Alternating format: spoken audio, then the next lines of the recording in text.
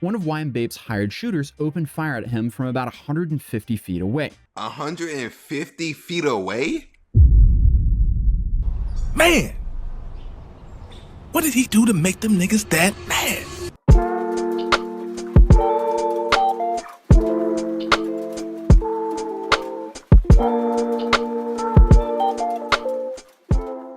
YouTuber gets life in prison for hiring a hitman.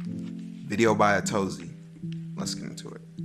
YouTuber made wearing Supreme in New York City a dangerous thing for years, terrorizing the streets, harassing strangers, and building a viral empire out of pure hatred for a clothing brand, only to end up serving 28 years to life in prison. Damn. And this is all because his reckless actions cost the life of an innocent family man. So it's safe to say we have quite the tragic yet wild video today. And it's probably the most extreme case of fashion beef spiraling into real-world consequences that we've ever seen, especially because this story actually starts back in 2016 to 2017 and only reached its conclusion now recently in 2025, almost a decade later. So meet Anthony Lopez, who became known online as YmBape, a man whose obsession with fashion drama would destroy multiple lives, including his own. However, to understand how this whole disaster unfolded, we first need to know what these clothing brands meant to people around the world, especially in New York City during the late 2010s. Because let's go back to 2016, and Supreme had basically become the holy grail of streetwear culture, and people were literally sleeping on the sidewalks outside of Supreme stores just to buy their new box logo hoodies. Meanwhile, you have a bathing ape, mostly referred to as Bape. That was Supreme's flashy Japanese competitor. While Supreme kept things more minimalistic at least, and grungy, Bape, they went full rainbow camouflage and cartoon apes. But both brands had die-hard followers who treated their choices kind of like a religion. Then obviously you had the casual streetwear people who maybe owned both or wanted to own both, but your average person did not own any of this, as we're talking about $500 plus hoodies back in 2016. Ironically, now both of these brands are cheaper because they're still like, you could probably get a Supreme tee or Supreme hoodie for what, like $300 now, and the dollar is worth definitely way less than what it was back in 2016. That also has a lot to do with the hype on both of them pretty much dwindling. But back then, Anthony Lopez decided that his preference was Bape, and that needed to become his purpose in life. So around 2016, Anthony or YmBape started showing up to social media with one simple mission: convince the world that Supreme was garbage and anyone wearing it deserved to be publicly shamed. Now, Anthony wasn't some fashion insider or an industry expert. He was also just a regular dude from New York who happened to have an extremely strong opinion on what other people wore. And I guess what made him different was his willingness to take these opinions directly to the streets and all up in people's face. Because instead of just posting angry comments online like most haters, YmBape, he grabbed his phone and started physically confronting strangers in Manhattan. He'd walk up to random people wearing Supreme gear and start shouting at them about their fashion choices.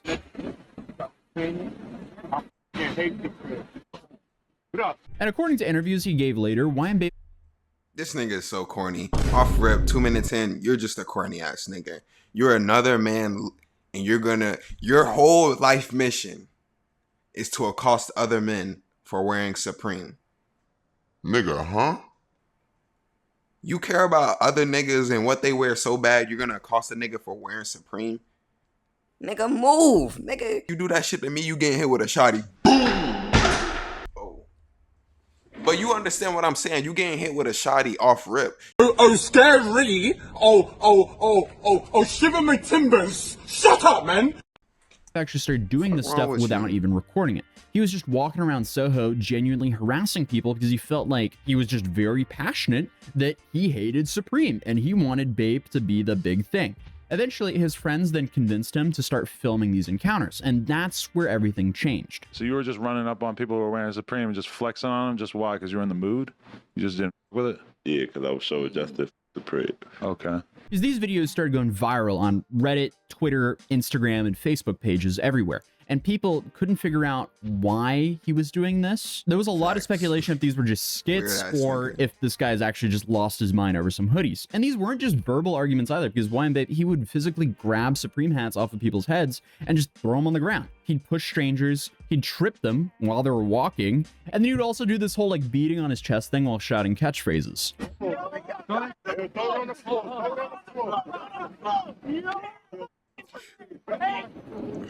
Bro, you throw my hat on the floor and it's a Supreme hat, nigga, you gotta get sent to the upper room.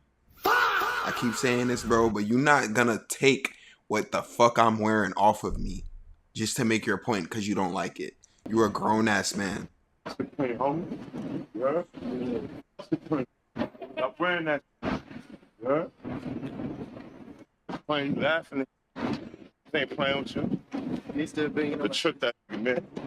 You know what I do best. It was definitely extremely cringy to watch, but that cringiness is exactly what made the content go extremely viral, because especially back then, this behavior wasn't all over the place. Now it kind of is, but then it was somewhat unique, even though how tragic it is. Because within months, YmBape transferred from some like random street harasser to a legitimate internet personality. He was getting thousands of followers who was genuinely entertained by the chaos or genuinely supported his anti-Supreme crusade. And this was also during a time where Supreme got so popular, but it was so expensive that a lot of people just started hating on it because, yeah, like the $1,200 hoodie with just Supreme on it did not make sense for most people. So a lot of people started clowning on the people who were actually buying that kind of stuff. But here's the thing, even if you knew who he was or followed his content, you still weren't safe from being pressed if you wore the wrong brand around him. Because this situation got so intense that people started genuinely avoiding certain neighborhoods in Manhattan if they were wearing Supreme. And YmBape wasn't just targeting random pedestrians anymore. Because one of his most infamous moments was when he approached the actor Jonah Hill on the street, which led to this footage showing that Jonah was probably extremely confused and maybe slightly startled. Got the big Supreme. Come on, man. I ain't gonna violate Supreme cake out here. You gonna hear about me soon. I'm violating all Supreme. I'm out here. Y'all.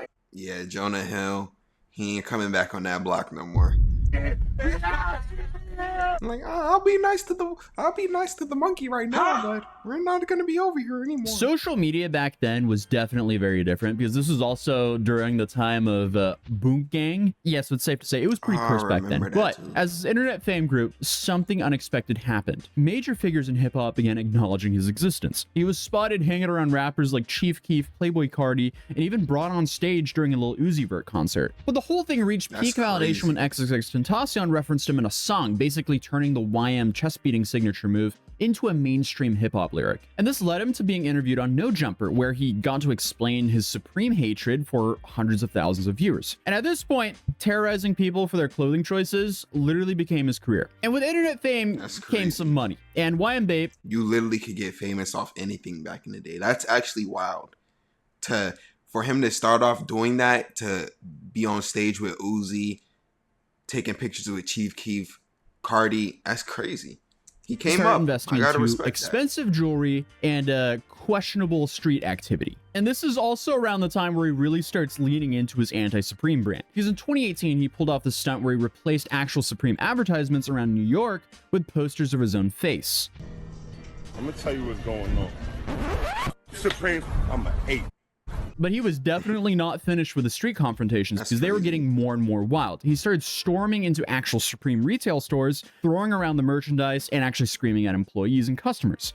There were also videos of him getting into serious street fights over the brand. He was also arrested multiple times for these incidents, but every time he just kept on coming back. He just kept pushing things further and further, like literally beating someone up for wearing Supreme. And obviously, I can't show that full clip. But it was because of this behavior that he then later on claimed that someone put a bounty on him because of all the alleged harassment he's been doing. And eventually, that caught up with him. And he got jumped by a group of people who were apparently fed up with his antics. And obviously, I can't show that clip either. But in April of 2019, everything changed when YmBape got shot 3 times in the chest. And the shooting happened near some housing projects on New York's Lower East Side, where YmBape and his crew were allegedly based. When photos of him in the hospital started circulating online, people had mixed reactions. Some felt bad for him, and many thought he'd finally pushed the wrong person too far. YmBape then posted some hospital photos with some dramatic captions and even filmed a music video from his hospital bed, basically turning his shoot going right back to the corniness. They should have gave you a headshot. into more content for his brand. But according to prosecutors, YmBape was convinced that someone from a rival neighborhood was responsible for shooting him. And that's where his story took a big turn from internet drama to an actual criminal conspiracy.